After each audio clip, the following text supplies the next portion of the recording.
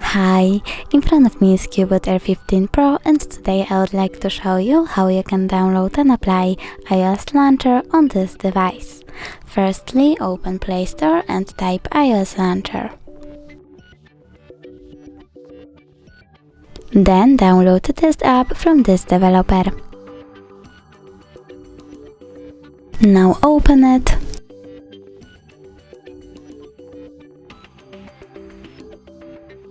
And tap Allow.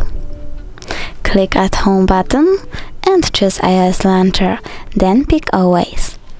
Click Got it and OK. As you can see, iOS Launcher was applied successfully on my device.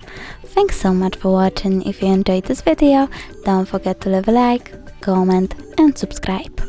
Bye!